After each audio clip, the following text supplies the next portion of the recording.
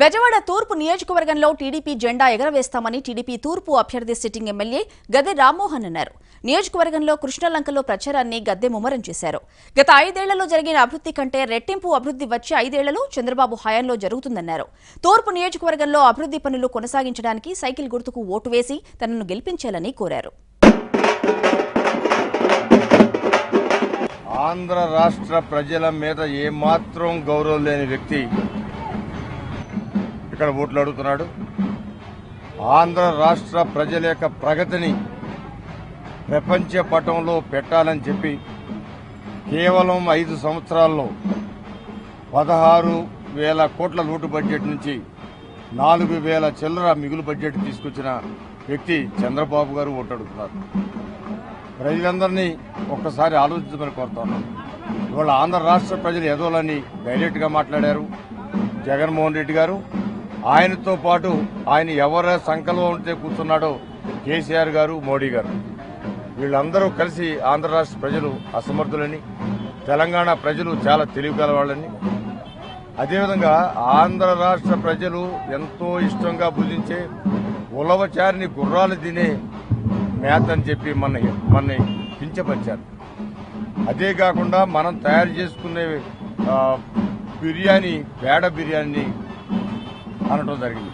ఇంత నీచాతి నిజంగా మన సంస్కృతి గురించి, మన సంస్కారం గురించి మాట్లాడిన కేసీఆర్ గారు జతన చేయని జగన్మోహన్ రెడ్డి గారు కనీసం ఇప్పటి వరకు నివాసం ఏర్పాటు చేసుకుని ఒక రేత్రి కూడా ఇక్కడ నిద్రపోని జగన్మోహన్ రెడ్డి గారు ఆంధ్ర రాష్ట్రానికి ముఖ్యమంత్రి అవ్వాలని కళ్ళగంట ఉండటం అనేది ఎంత హాస్యాస్పదం మనకు అర్థమవుతుంది. పండగకు సైతం, ఆదివారం సైతం హైదరాబాద్ వెళ్లకుండా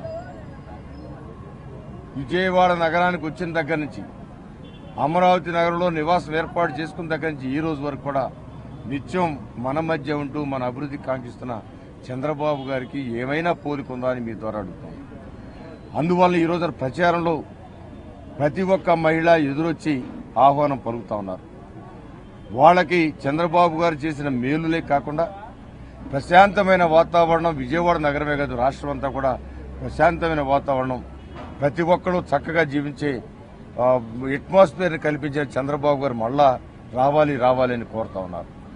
ఈ రోజున రేపు జరిగే ఎన్నికల్లో చంద్రబాబు గారు ఏదైతే 150+ అన్నారో ఖచ్చితంగా 150+ రోజు కూడా 160+కి వెళ్లే విధంగా ప్రజల యొక్క మనోభావాలు మారుతా ఉన్నాయి.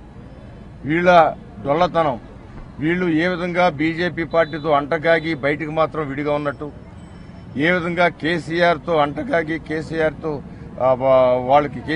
మన సంపదనంతా కేసీఆర్ దోచిపెట్టడానికి కుట్ర పన్నిన వ్యక్తులు ఈ రోజున ఆంధ్ర రాష్ట్ర ప్రజలు గమనించారు. అందువల్ల ఆంధ్ర రాష్ట్ర ప్రజలు యొక్క భవిష్యత్తు తీర్చిదిద్దగల చంద్రబాబు నాయుడు గారిని భావించి రేపు అత్యధిక మేయర్తో ఓట్లు ఇవ్వబోతా ఉన్నారు. విజయవాడ తూర్పు నియోజకవర్గంలో గెలుపు కోసం కాదు, మెజారిటీ కోసం మేము ప్రచారం చేసుకోవడం జరిగింది. ఎవరైతే మా మీద పోటీ చేస్తూ ఉన్నారో వాళ్ళు గెలుపు కోసం కాదు, కనీసం డిపాజిట్ సంపాదించుకోవడానికి ప్రయత్నం చేయాలని తపంతో వాళ్ళు ఉన్నారు. మెజారిటీ అనే తపంతో మేమున్నాం. చూద్దాం, ప్రజలు ఖచ్చితంగా వాళ్ళకి డిపాజిట్ ఇస్తారు, నాకు మెజారిటీ ఎక్కువ ఇస్తారు, మీ త్వరలోనే నిర్ణయం కాబోతాం.